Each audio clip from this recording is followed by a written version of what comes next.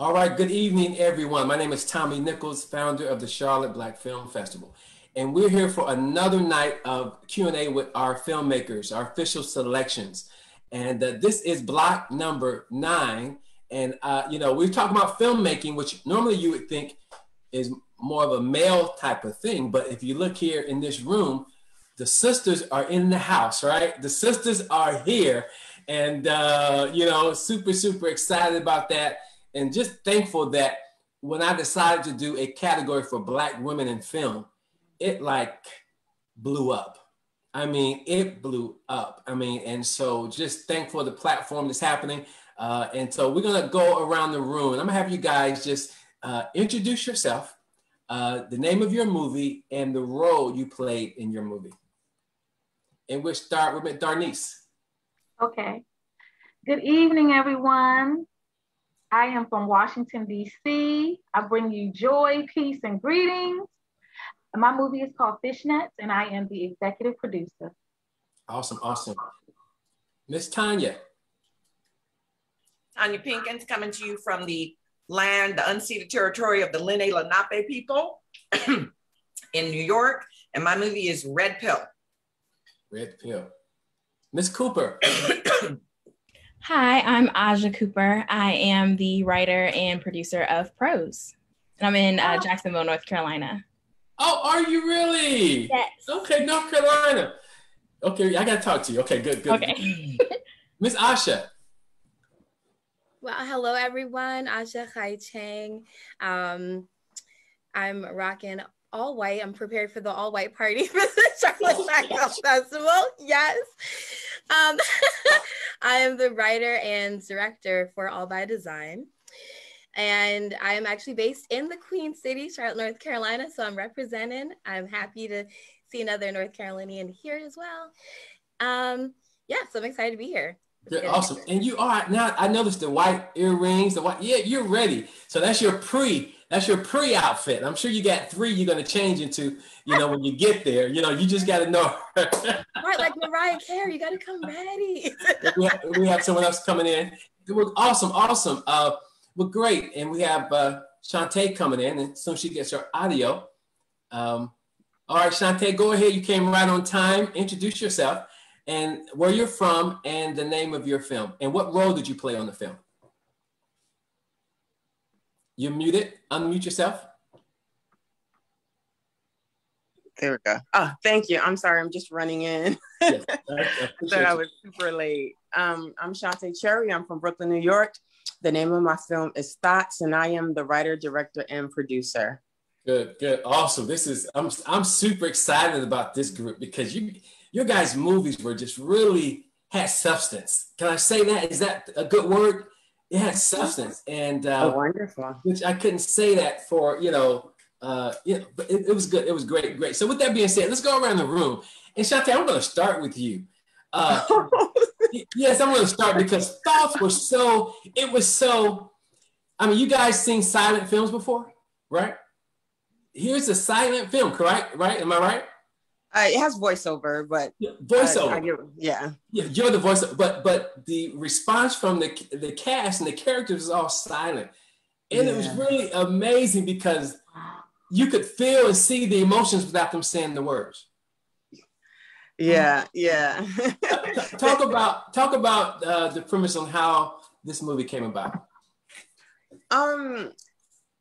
How it came about, honestly, I think I was in church one day and I should have been paying attention to the word, but I remember this gentleman walked in and I kind of glanced over. I was like, oh, he's kind of attractive.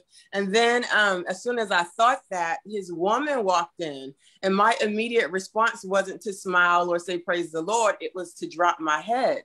And I just, I realized that was my natural response because I had so many encounters where I had been on the receiving end of, women giving me nasty looks because they thought, that I was looking at their man. And in most instances, I wasn't.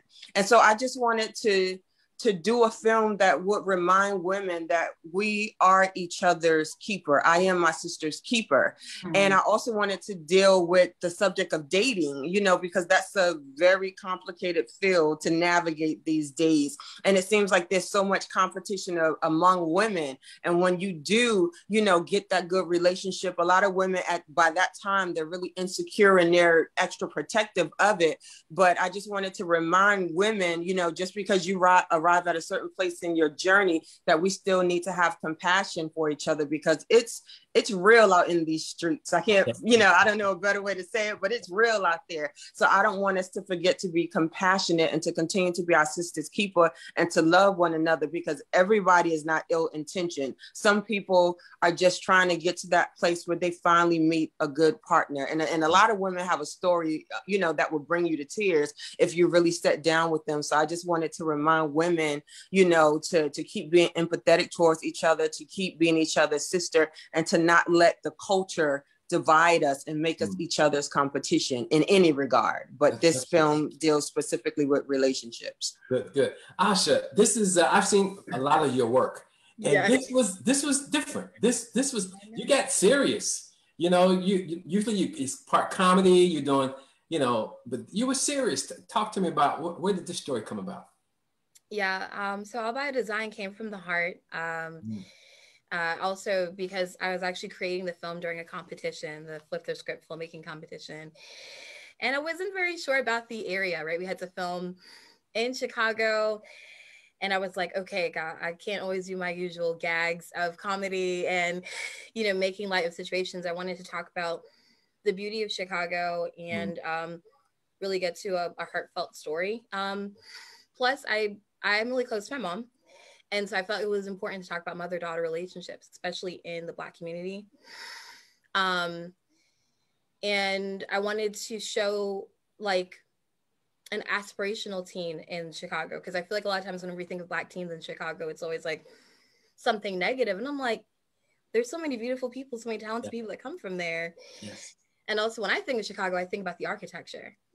So I was like, oh, I'm definitely going to do a film talking about architecture, family, and let's just get into it and see where it goes. So that was the main inspiration for the film. Yeah, you know, I know your mother, so your mother slash twin. Was you. Your mother slash twin, that's my girl. So, you know, we'll give her a quick shout out.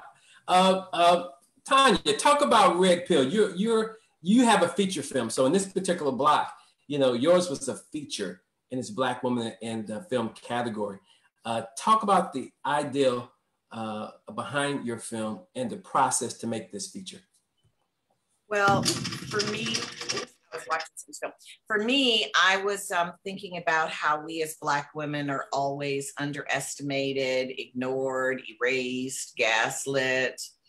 And I wanted to make a movie that I knew that there would be other Black women who would totally relate to how the main character that I play in the film responded. I knew that I was making something that was a specific Black woman experience. I set it in the world of politics. And I knew the Black women would figure out who the monster was early, because we know. And so that was the excitement, joy was to make something that was gonna be an experience Black women could relate to.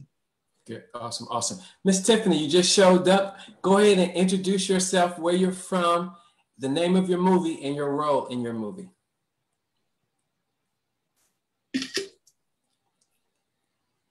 Tiffany, can you hear me? Okay, I guess she probably had a problem. She's gonna come back in. Miss Cooper, let's talk about your film. Your film, it felt so real. You know what I mean? And I really liked the way you, I'm not sure if you wrote the script for the mail. You did. Go ahead. You finish your question first. I said yeah before you finish. Go ahead. Well, you know, it's interesting. You know, you can go a couple ways with that. But anyway, talk about your film, the inspiration behind it. So prose was filled with a lot of literary terms, and it was meant to really like highlight the relationships that I see, or the things that, you know, real life relationships and the expectations or the lack thereof. Right. And I actually, in undergrad, I majored in English. And so I just like, I'm fascinated with the way we communicate with each other as people and everything like that. And so I, in the film, it starts off talking about rhetorical appeals and different things that I actually learned about when I was majoring in English. And I remember one of the things that we spoke about was like, with these rhetorical appeals, like you should be able to argue either way, either stance. So like, while it's something like this topic, I may not necessarily agree with it, but I need to be able to know the facts and the different elements of this and be able to argue for it or against it. And so I wanted to write a story where either character, like the way the story played out, that some people could look at Danielle, my leading actress, like be able to look at her character and possibly defend her. Or you could also look at it from the male perspective and defend him. And so like to be able to create a conversation. So the movie itself, you have this conversation in the movie, as well as viewers be able to like walk away and still like have conversation about it. So that was my little kind of like an experiment sort of, but it was something that I enjoyed. It was taking poetry, English, Black love stories, and like putting them all together and like, let's see what we put, like, you know, what comes out of this gumbo pot kind of. Yeah, and it's interesting to see whose side were you going to be on at the end of the movie. Right. You like, know what I mean? Yeah, it was, I was like, and I wanted initially for you to be able to argue either side, but in the end, after everything was going on, it's like, really, you lean towards one side more than the other. Yes, but yeah. Okay, Ms. Darnice, go ahead and talk to us about your film Fishnets. And I know we had a panel discussion around your film as well. Talk about the inspiration behind your film. Fishnets was inspired as a to spread awareness about sex trafficking, not just in a Black community, just all around, how it starts in the family. And so we take it all the way back to the family root in a broken family with a broken dad. We talk about abduction, drugs, online predators. And we show it from, like I said, the home all the way down to the strip. Interesting. Let me ask you guys this. As female directors, writers, producers, what approach do you use to write in the voice of a man? Do you seek male, advice, or do you just write how you think we should sound? Talk about that. And let's get Tiffany on here. Let's let Tiffany do a quick introduction. Tiffany, introduce yourself, where you're from, and the name of your movie and the role in your movie.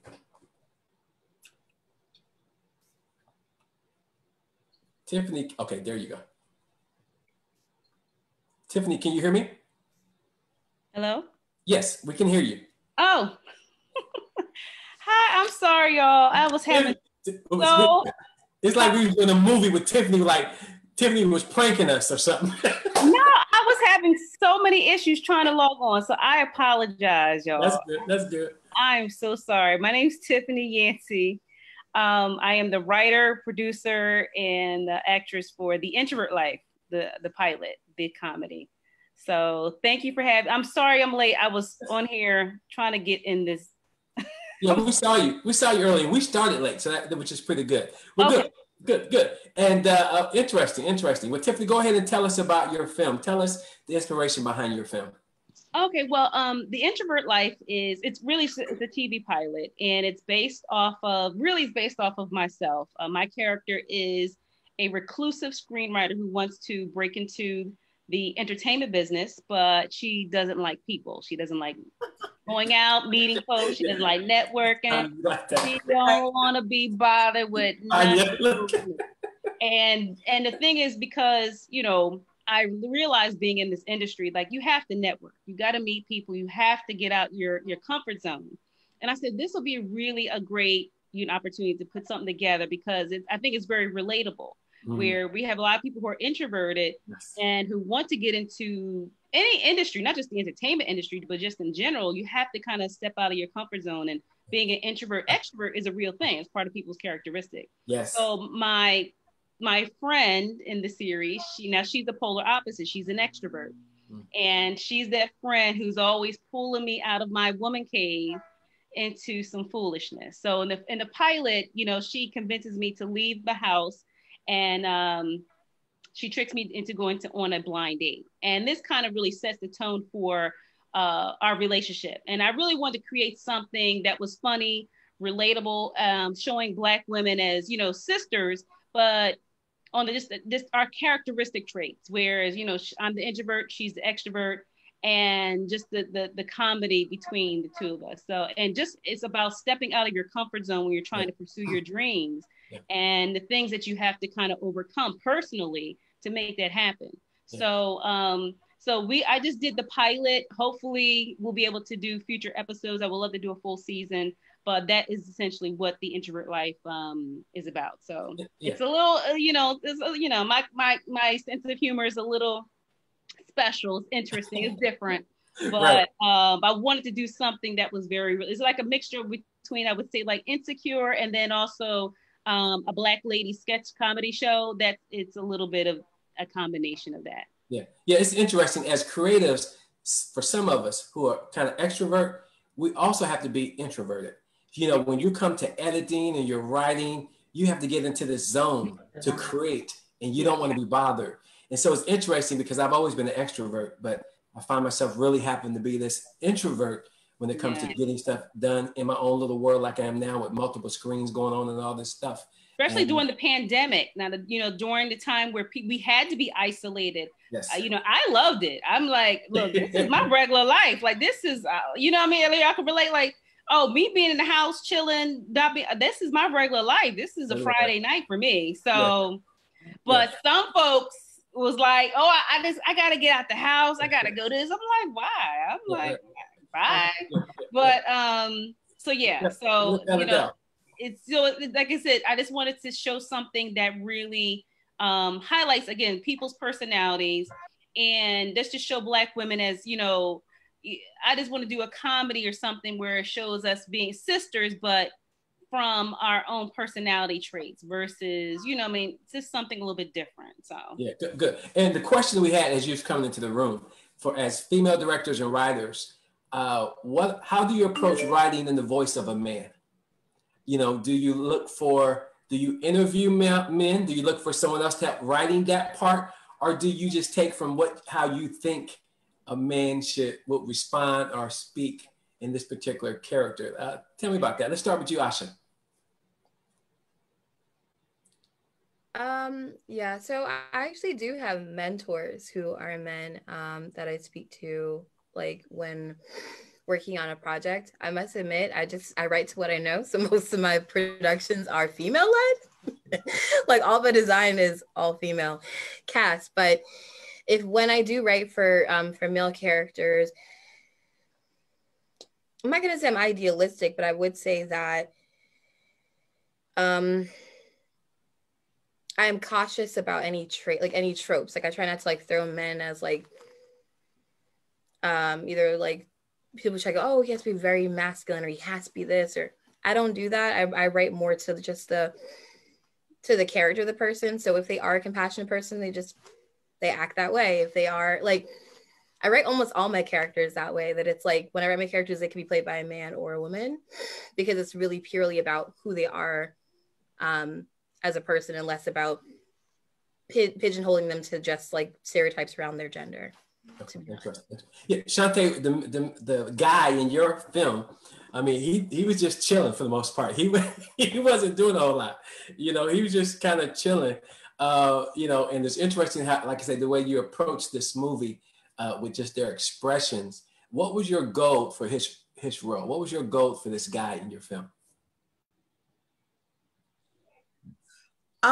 Well, this particular film focused more on the women, of course. Yes.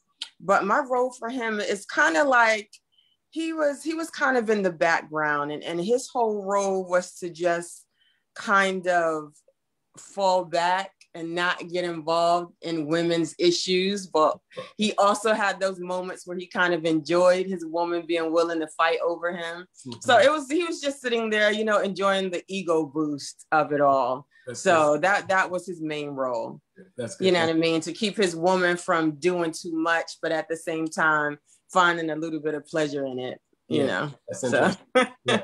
Tanya, you had multiple men. And what I like about Red Pill is each one, their characters was written for these guys. I don't know them personally, but it like who they were in the movie, you like felt that's who they are in real life. You know what I mean? You know, so talk about the men in your movie and how did you write, in their voices?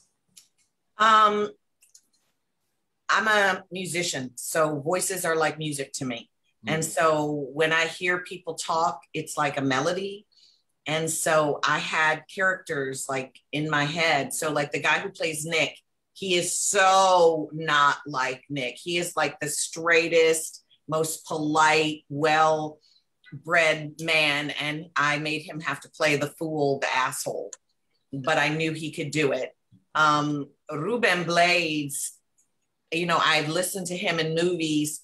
And then once I sat down with him and talked, I started incorporating elements into the character of things he told me about himself. The character of the Black Brit guy was actually a white guy that I knew, a white Brit asshole who I turned into a Black person because I thought that would really make them mad. So there were voices that I had in my head, yes, and that's how I write men, from just listening to them and just sort of writing that rhythm. Yeah, creating their characters, you know, by having that conversation with them. Darnice, let's talk about the men in your movie, because it was interesting because you had, you know, the uncle and you had the father. How did you, you know, write those characters, those male characters? Did you get assistance, or this is just from your personal experience, or talk about that? Well, it is from definitely personal experience, and also I had another writer as well who's a male. So he kind of helped with that as well. But it was with the father, you know, it's how could I put it? Each of the males, because actually we have more males than females in our movie, and for the men, it's like, you know, I wanted some of them to appear a little aggressive, and then, you know, the other male director, he'll be like, well, Darnice, you know, kind of tone it down, because I wanted some of them to be a little bit more aggressive, because, you know, it was, you know, it's a sex trafficking movie. So, you know, just listening to the other male perspective. And then I have a daughter who also read over my script, and she was like, well, you know, Mom, some of these little slang things are a little antiquated. They saying different things now. I just wanted to throw that in. Give her some credit. And Tiffany, let's talk about the men in your movie, because, you know, was that for the comic relief, especially the one guy that, you know, with the introvert? So talk about your approach to those guys. Well, the guys, I really base a lot of like the male characters off of the men in my life, either the, you know, close friends I have, or, you know, say ex-boyfriends, and I make them as, and I also, you know, like I said, if I have write something, I definitely get either, if it's from like my dad, my brother, or close friend, or somebody, say, is this realistic with a, you know, from a man's point of view? And I have very close relationships with, you know, men in my life. So I'm always asking them their point of view. And because I want it to be, you know, believable and real, and how they would, you know, feel about something. So the guys in, you know, the blind dates, like I said, was a comedy. So yeah. When I wrote the characters, I wrote it based off of, you know, guys that I dated before, and just from friends that have dated guys like that. So, and they were kind of like the antagonists, you know, of the pilot.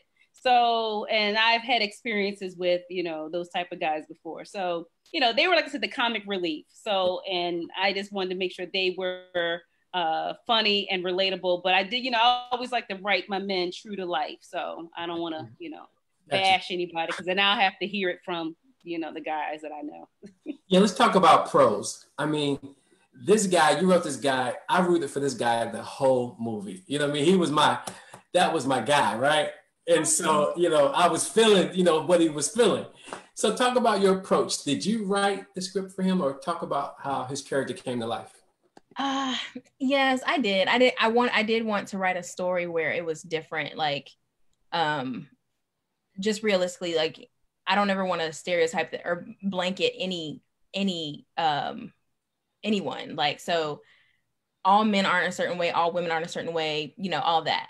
But typically we do see a lot of stories, like there are a lot of stories where the man does the woman wrong, you know? And so I was like, you know, there were different elements of the story that came to me at different times. And I was like, I want to do a story where like the narrative is switched a little bit. So like the woman is somewhat the bad guy. That may sound bad, but I'm like, so I wanted to write it in a way where you do root for him in the same way, like you still be able to see her side of it, but I did want you to kind of be rooting for the male. So I'm glad that you were able to do that. Yes. When you asked earlier about like how do we write male characters, and I was like, oh man, that's a great question. I think that I just write, and I think going along with what Asha said is like, I just like, this is what I want this character to be. And I think that I write my characters based off of relationships that I've had, whether they be relatives, whether they be friends or people I've just met in passing, as well as maybe other characters I've seen on TV, not copying them, but just like the kind of like, oh, this person is this kind of person. And also like writing what I don't see, or like, oh, I wish I knew a guy like this, or I wish I knew a woman like not just men, but like I wish I knew someone like this. So kind of like with being a creative, like we get to create these characters that are just like, man, I've never met a guy that does this or has ever said this to me or said this to anyone. Let's do that because we can. So, and then when we did the table read, I remember like we did auditions and everything, but when we did the table read, I remember asking my cast, I'm like, so does this make sense? I mean, not like, does this sound right? Like, because if there's anything in here that's like, nah, this isn't believable or whatever, like, let me know, because as a writer, I'm so close on this material that I may miss some things. So like, let me know. And they were like, nah, like, this is good. And so I was like, okay, cool. Because like, let me know if we need to take this back and rework some things. Awesome. So talk to me about this. When did you guys know that film was going to be your thing? And when did you know, tell me what was happening and what was your response from everyone of your decision to be a filmmaker? Let's start with you, Shantae. That's actually a really tough question for me. I originally wanted to be a writer. But then because I'm a producer of cinema therapy, that means I believe in using using art as a catalyst for healing and growth. And so I really didn't trust other people to direct those stories. So I ended up jumping in and becoming writer, director, producer. And it was something that I kind of did as a hobby, even though I went to school for it, got a master's for it, all that stuff, media management. It was still kind of just a hobby because I didn't know how to break into the writing component of it. And I didn't get really serious about it until about 2012, 2013. That's when, I said that I was going to build it as a business and figure out how to make money doing it. But my family has always been supportive of it. The people around me have always been supportive, because even when I was doing it as a hobby, I was always helping so many people. I've done films about, the negative effects, on men as a consequence of being abandoned by their fathers. I did films that deal with, troubled marriages and a lot of things that really make people see themselves and think about their lives, and that have that whole therapeutic component. So even when I wasn't pursuing it as a career the way I should have been, it always had impact, social impact. And I've always been sowing positivity into people's lives and just giving them, this opportunity to see themselves on screen and say, hey, that's me, and to start talking and to start the healing process. But my family has always been supportive as well as my friends, and I still have a day job as well. I work in procurement in government, but yeah, I do film as well. Awesome, and I have a strong support system. How about you, Denise? When did you, you're the executive producer and writer. When did you know that film was going to be your thing, and how did everyone respond to you? Well, it's so funny that she mentioned that she worked in procurement in the government. I did 18 years in procurement. Really? And I left in 2017, and everyone thought I was crazy to leave my full-time, nice salary job and pursue my dreams. And so initially, only my daughters, I have a few grown daughters, they only my close-knit family and friends supported me. Other people may have been like, oh wow, here she goes again, with because she's an entrepreneur, she's always doing something, she's in the community, she's doing this. But I actually got bit by the film bug in 2019. Wow. I always had a love for the art and storytelling. I wanted to be Tootie from the Facts of Life when I was growing up. And then I'm just being real. So now I have an opportunity to write more Tooties and just really live my dream. And I'm really excited about it. So this is something that I stepped into this last year, created the 811 Productions Company and did the film during the pandemic. Wow. And here I am. Wow. Awesome. Awesome. Awesome. How about you, Asha? Yeah, my story is different. I've been in performing like my whole life from the time I was little. But yeah, the first thing I wanted to become was an astronaut. That was a kid though, I don't know if that counts. And then I remember watching TV, loving it, and I was like, oh, I want to see more of me on TV. And I looked at my mom and I was like, I want to do something involved with like television or film production. I just want to kiss any old men. And she's like, oh my gosh. So I didn't know what that was yet. I didn't know about directing. I didn't know about producing. That's the truth. Sorry to okay. But it's feel like we are live. But yeah, so then after that, I remember in high school, really I got the opportunity to finally like actually work with camera, editing, writing, doing everything in television production and theater. And then I was like, okay, I'm going to go off to college and study film. Well, I come from a multi-ethnic background. My parents were like, absolutely not.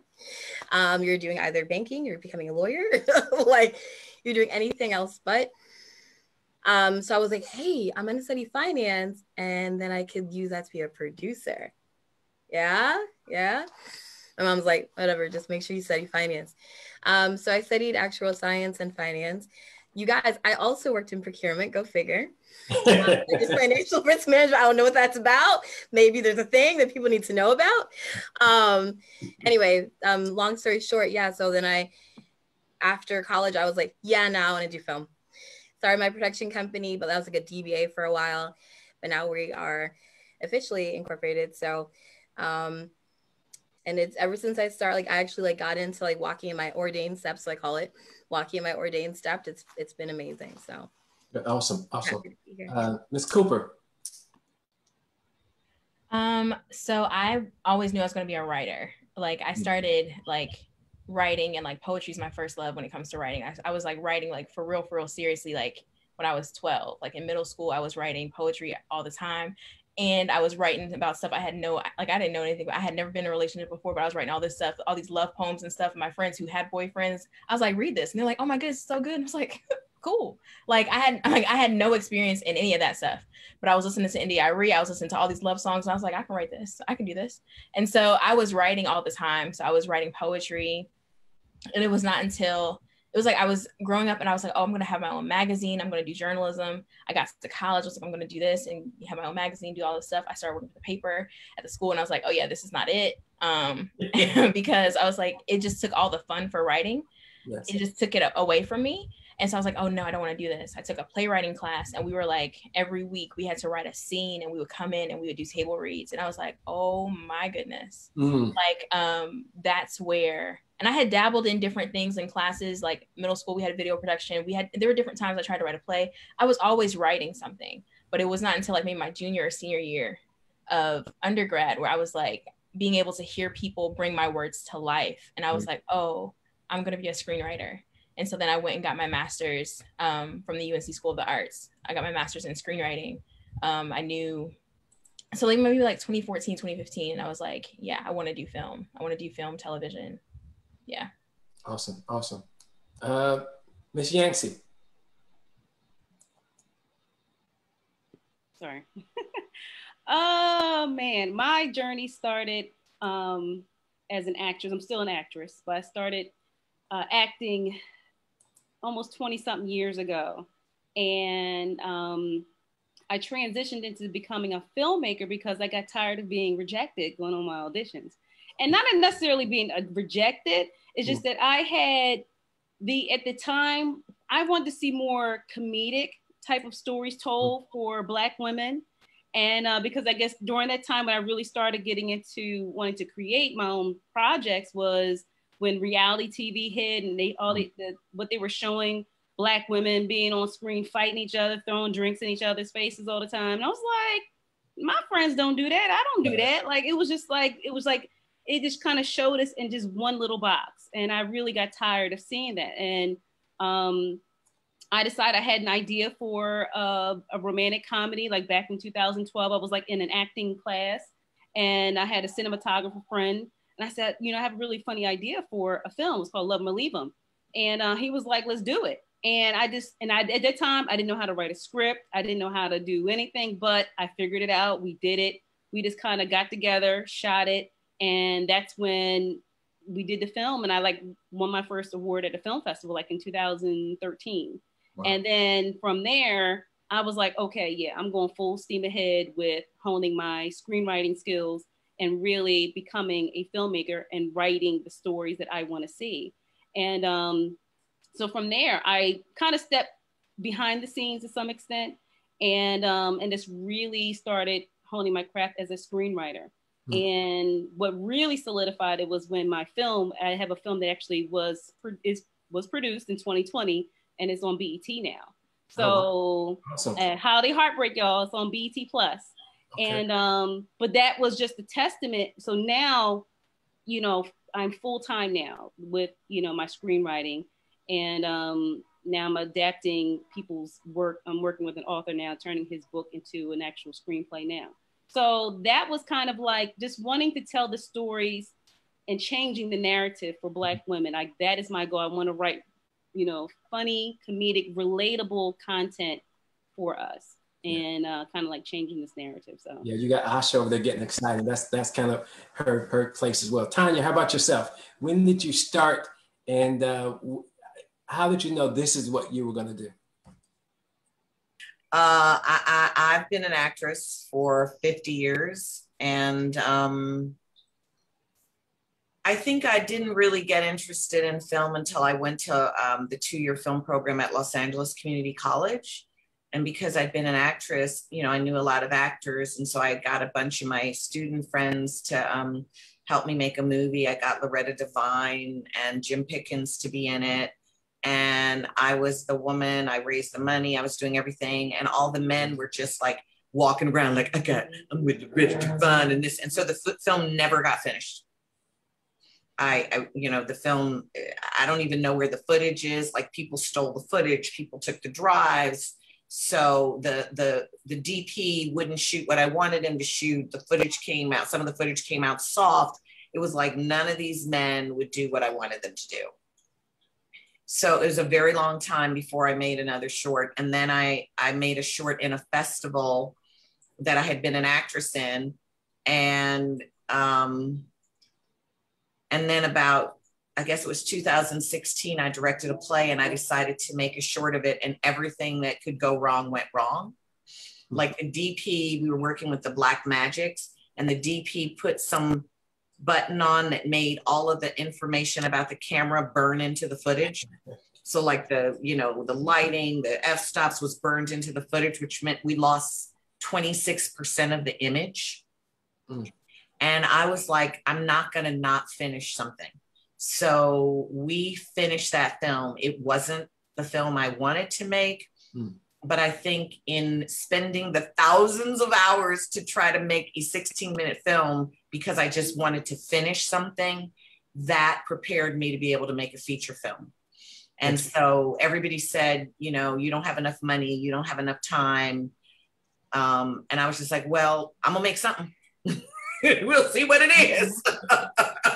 It's interesting. So Tanya, I know you're very popular. You're on the festival circuit. You won awards, but I need you to know that you're at the Charlotte Black Film Festival. Yes, and I'm so proud. And I need you to change your background.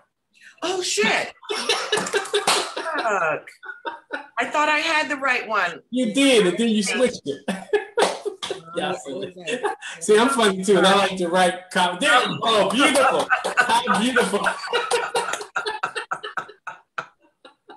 I thought I put it up there. So It was, and then it switched for some reason.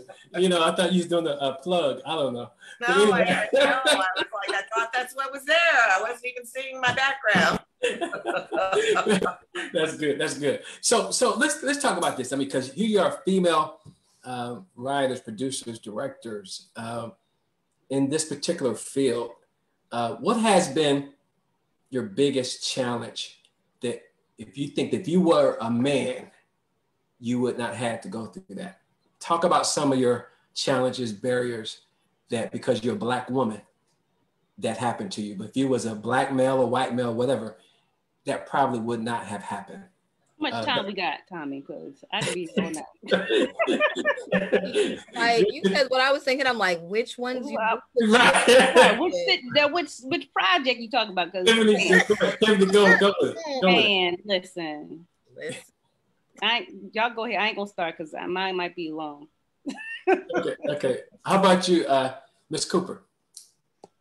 Y'all, I'm new. Like, this is my first film, like, for real. And so I'm like, I'm still, you know, I'm gonna go ahead and say that maybe if I were not a Black woman filmmaker, that maybe I would not second guess myself as much when walking into rooms or pitching things, that maybe I would be more confident that the people that I'm talking to actually do want to listen to me. Yeah, I think that, I don't know. I'm still, like I said, I'm still new. So I'm like, feel like I haven't experienced, thankfully I haven't experienced as much, you know, as of yet. I don't know what it'll be like, but I think that's the one thing I'm thinking, like when I have good stories to tell, but I think I second guess myself because I'm like, well, another Black story, and it's not like we always have the opportunity to tell our stories because it's automatically assumed that it's going to be a certain way or they don't want to hear it. I think that if I were not a Black woman, and I probably would not second guess or think about all that stuff, and I would just go ahead and do what I want to do because I do know it's good. Yeah. And your approach to filmmaking and writing is really, really good. So, I mean, probably better than most. Thank you. Resilience of owning your power and standing in whatever your truth. Sorry about that. So let's keep that going. Shantae, what about you? Any challenges since 2012? I'm with Tiffany. Like, how much time do we have? But I would say my biggest challenge working on film sets would be just getting the respect that you deserve. And often, because I have a strong personality, I'm a type A, and I always deal with being challenged on sets. So getting the respect that I deserve, being challenged on sets. And again, someone mentioned it earlier, getting men to do what you ask them to do. Because a lot of times, even though you're the one writing the checks, there are certain men that just don't want a woman telling them what to do, even though they are an employee of your production company or, you know, independent contractor, whatever the case is. And even working for other people, I go through that whole thing as well. I remember I worked on a project and I was the first AD, and one of the actors walked in, white male actor walked in, and he greeted everyone in the room except me. I mean, even the male PA, and didn't even address the fact that I was in the room. So I've dealt with that. I've dealt with male DPs who, you know, they assume that you don't know what you're doing. And so they'll do like the minimum, you know what I mean? And they won't give you, they'll try not to give you the quality of work that they're supposed to be giving you. And then they'll talk to you like you're stupid. You know what I mean? Like, say the shot is soft and it's not supposed to be. That's not what you're asking for visually. You know what I mean? They'll tell you, oh no, it's supposed to be like, because, you know what I mean? And they'll throw out some technical terms of why it needs to be shot that way. So it's that thing of, you know, I always being challenged, you know, always being challenged as a Black woman. That's an issue for me.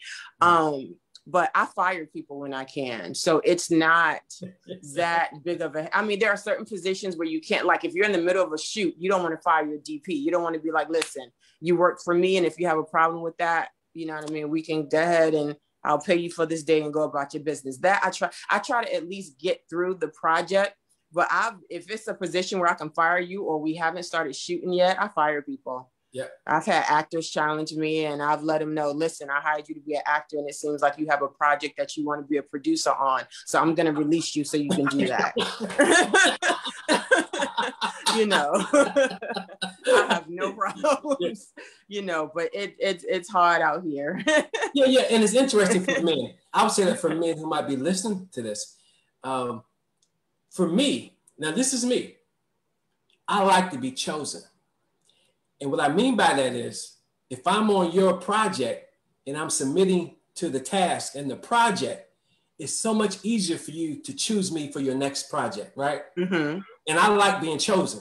So if you think of it that way, you're on the project submitting to the task, going beyond that to make sure the project is successful and helping those folks who are managing that particular film. You know what I mean? That's how I view it.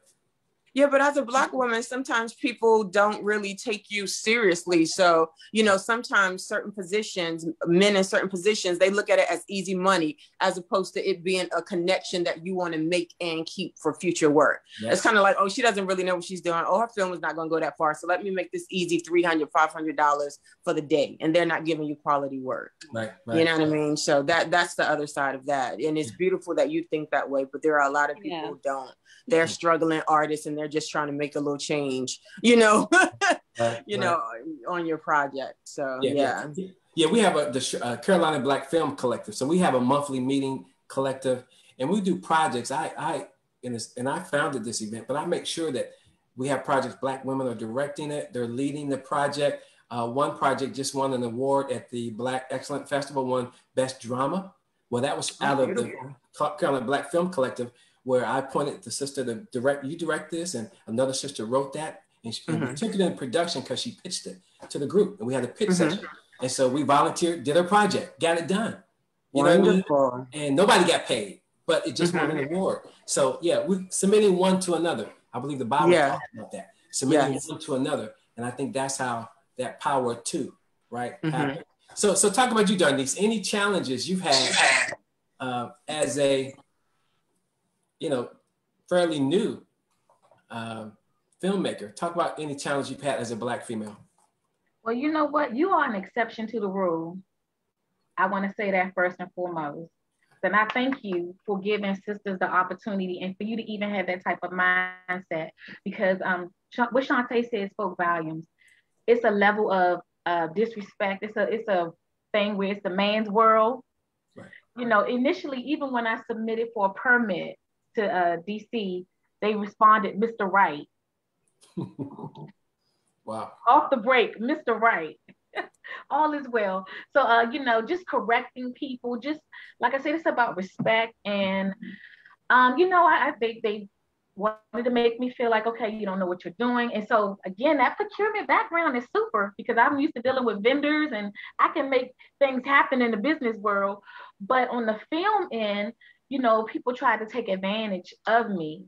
So it's a very unfortunate situation. And I go into every situation not guarded, not having trust issues. I try to establish professional relationships. And then I don't know why people have this thing where they think you need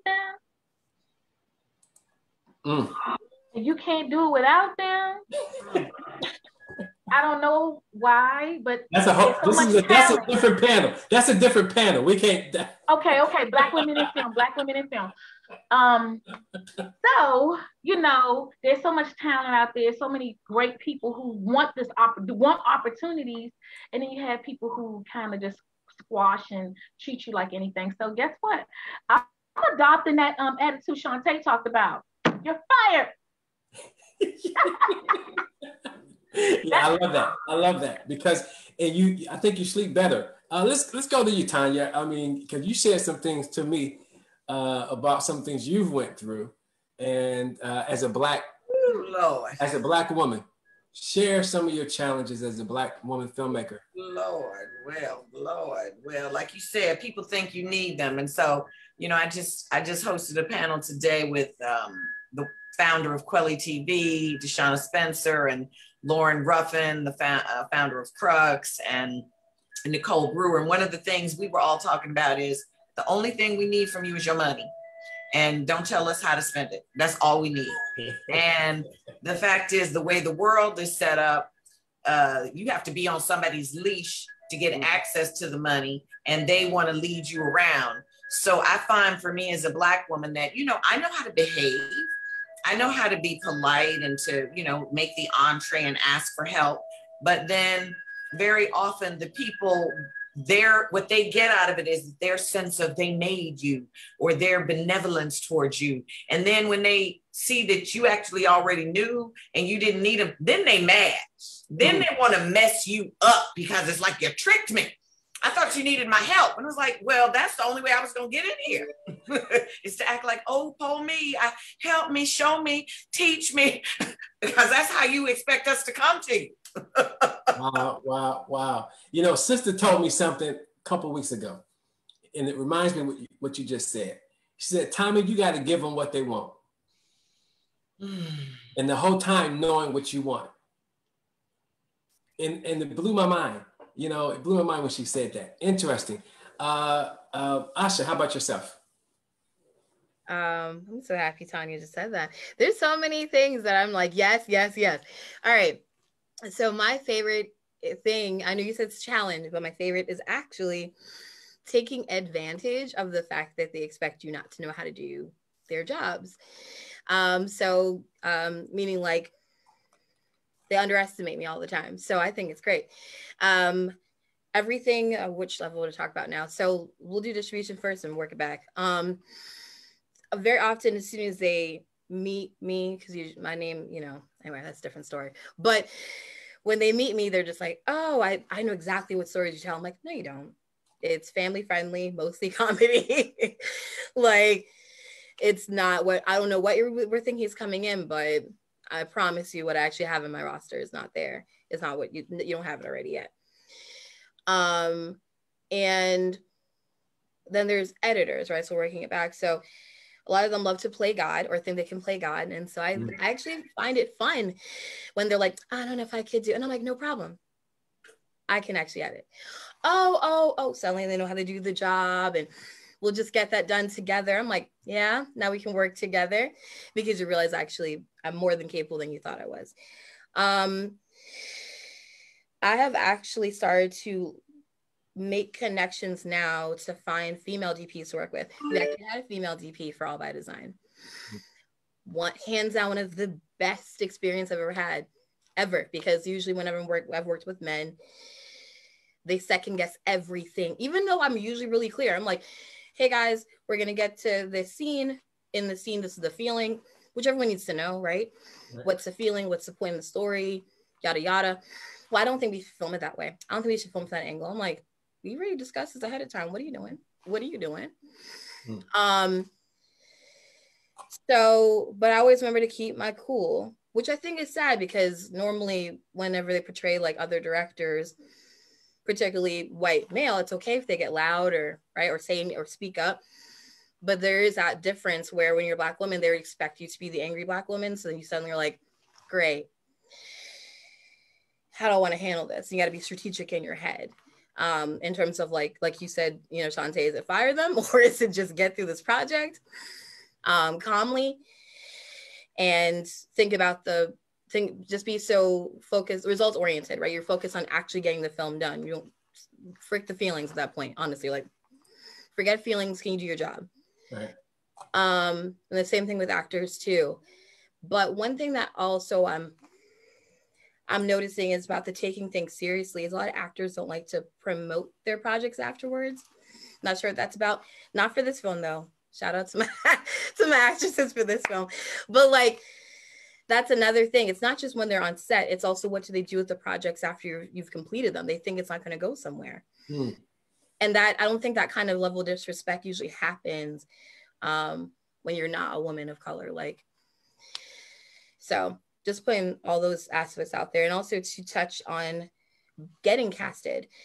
When I was in theater back in high school, I remember my theater teacher was like, I know that you're best for this position, for the lead role, but I'm not going to cast you because we can't find your proper male counterpart. And I'm like, you mean because he's white? You mean that you won't put me there because I have to be next to a Black male. And since you couldn't find enough Black men to audition, I'm out. And she actually casted where I did all the monologues for the lead role and put in a girl that was subpar just because of her look, because they wanted her to stand next to the white guy. And it was sad because the audience was confused.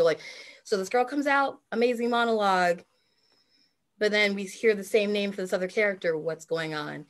But it's just the way people are thinking, and we're working on changing that now. So hopefully by the time, you know, as Aja like gets out to like 5 years from now, hopefully all this will stop, and they'll actually understand that Black women are here to stay. We're here to make the entertainment industry even better, and we're not going anywhere. So Tiffany, we had to come to you last because you almost had like I was going to call 911. what? Yeah, listen. I mean, just this project, The Introvert Life, this almost did not come to fruition because I don't know what's up with these DPs, but these DPs, the egos are just ridiculous. So, you know, I've been doing this filmmaker thing for a little while now. And my first film is just that, again, like what the rest of the ladies said on this panel, you are constantly being challenged. No one takes you seriously. You know what I mean? And you kind of have to come with, I always say, I'm firm, I'm cool, but I'm firm. Mm-hmm. And I'm always like, I call myself like, I got to turn into like the tiny tyrant because I'm like 5'2", but in my mind,